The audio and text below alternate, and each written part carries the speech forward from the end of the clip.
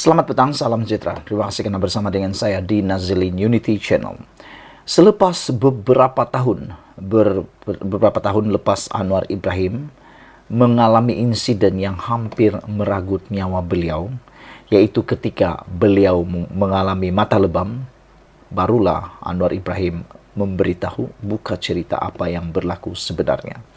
Sebelum saya teruskan pembongkaran dan pendedahan luar biasa ini, jangan lupa tinggalkan komen Anda, tekan butang subscribe yang kali pertama mengikuti channel ini, dan tekan butang subscribe itu percuma. Saudara-saudara sekalian, selepas berpuluh tahun Anwar Ibrahim merahasiakan perkara ini, tak pernah cerita secara pribadi. Banyak kali kita hanya dengar cerita daripada orang yang tak tahu sejauh mana kebenarannya. Akhirnya Anwar Ibrahim ambil keputusan tampil sendiri menceritakan detik-detik cemas bagaimana beliau dibelasa separuh mati, dan menurut Anwar Ibrahim, dia sangka dia tidak akan hidup lagi. Anwar Ibrahim kata, saya ingat tak hidup lagi. Itu dinyatakan oleh Anwar mengenang kepada insiden mata lebam yang pernah berlaku terhadap beliau. Ketika perkara itu berlaku, ramai orang yang seakan-akan mengejek Datuk Seri Anwar Ibrahim. Tetapi akhirnya kebenaran menyebelahi Datuk Seri Anwar Ibrahim. Walaupun sudah berada di tampuk kekuasaan, Perdana Menteri Anwar Ibrahim masih ingat terhadap jalan berliku yang dilaluinya untuk sampai ke situ. Salah satu pengalaman yang masih diingatinya ialah insiden mata lebam pada tahun 1998 apabila dia menjadi mangsa keganasan polis. Pada malam ini saya dipukul dengan teruk, kata Datuk Seri Anwar Ibrahim. Saya hanya fikir keluarga saya, Wan Aziza Ismail dan keluarga, kata beliau lagi. Dan saya fikir oleh kerana serangan hebat itu, saya tidak akan hidup lagi, katanya dalam dokumentari Al Jazeera bertajuk From Prison to Prime Minister Malaysian Anwar Ibrahim. Istrinya Azizah dan anak Datuk Seri Anwar Ibrahim, iaitu Nurul Izzah, turut diwawancara stesen TV antarabangsa itu. Bekas Ketua Polis Negara Abdul Rahim Noor pada tahun 2000 disabitkan bersalah kerana memukul Anwar ketika dalam tahanan. 5 tahun selepas itu, dia membuat permohonan maaf terhadap Anwar Ibrahim.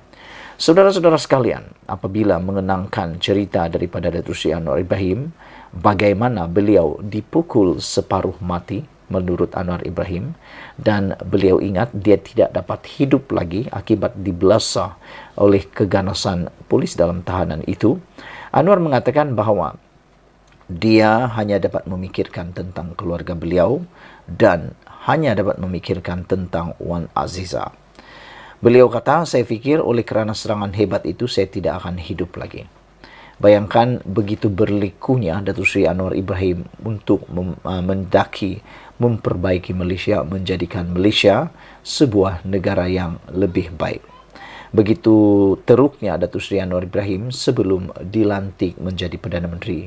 Bahkan sehingga ke hari ini masih lagi ada orang yang cuba mempersoalkan apa yang berlaku dengan Datuk Seri Anwar Ibrahim. Tetapi Datuk Seri Anwar Ibrahim telah membuktikan bahawa beliau bukan orang yang salah dipilih oleh Yang di-Pertuan Agong untuk menjadi Perdana Menteri. Kerana pada waktu ini pelbagai perkara telah pun ditransformasikan oleh Datuk Seri Anwar Ibrahim. Yang paling ketara sekali ialah langkah Datuk Seri Anwar Ibrahim memerangi rasuah secara besar-besaran. Bahkan banyak perkara-perkara yang luar biasa yang tak pernah kita sangka sekarang ini dilakukan oleh SPRM. Bayangkan saja yang terkini seorang ketua polis daerah turut ditangkap oleh SPRM kerana disyaki menerima suapan berjumlah RM1 juta. Bukankah itu satu perkara yang baru bagi kita? Jarang sekali kita dengar dahulu di waktu bukan Anwar Ibrahim Perdana Menteri. Itu sebabnya kita sangat menyambut rancangan Datuk Seri Anwar Ibrahim ataupun kekuatan Datuk Seri Anwar Ibrahim memerangi rasuah daripada peringkat bukan sekadar akar umbi, tetapi sehingga ke jerung-jerungnya. Kalau dahulu kita jarang mendengar menteri ataupun orang-orang besar, tycoon, tauke-tauke, orang-orang kaya dikenakan tindakan oleh SPRM ataupun didakwa oleh SPRM maupun oleh peguam negara. Hari ini ianya bukan lagi sesuatu yang baru.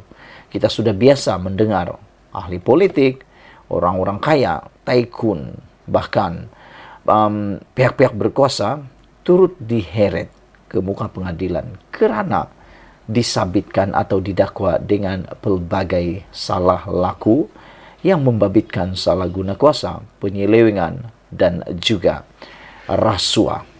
Saudara-saudara sekalian, memang di dalam pada itu Anwar Ibrahim mengatakan bahwa Malaysia perlu diperbaiki, rasuah perlu dihentikan. Saudara-saudara sekalian, apabila Anwar Ibrahim mendedahkan bagaimana beliau menjadi seorang Perdana Menteri, amat menyayat hati kita.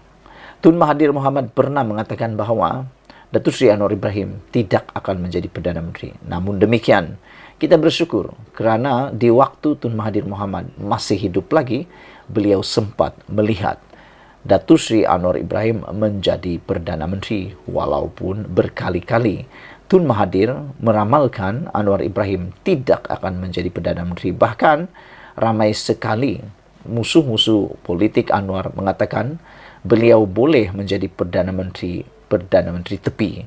Tetapi akhirnya apa yang berlaku? Anwar Ibrahim akhirnya menjadi Perdana Menteri yang kita tunggu-tunggu untuk mengubah sistem, memperbaiki negara Malaysia untuk menjadi lebih baik. Jadi saudara-saudara sekalian, tinggalkan komen anda tentang insiden yang diceritakan oleh Anwar Ibrahim ini apabila beliau mengenang insiden mata lebam beliau ketika dibelasah oleh pihak polis pada tahun 1998 ketika beliau menjadi tahanan pada waktu tersebut. Anwar Ibrahim mengatakan bahawa dia masih ingat terhadap jalan berliku yang dilaluinya untuk sampai menjadi Perdana Menteri. Pada malam beliau dipukul dengan teruk, Anwar Ibrahim mengatakan dia hanya fikir tentang keluarga beliau dan juga isteri beliau. Dan Anwar Ibrahim menyangka, beliau fikir oleh kerana serangan hebat itu, beliau tidak akan hidup lagi. Itu gambaran betapa teruknya Anwar Ibrahim dibelasa pada waktu itu. Ini diceritakan oleh Anwar Ibrahim sendiri di dalam dokumentari Al Jazeera bertajuk From Prison to Prime Minister Malaysia, Anwar Ibrahim. Sekian dulu untuk kali ini. Jangan lupa tinggalkan komen anda, tekan butang subscribe. Kita jumpa lagi. Bye-bye.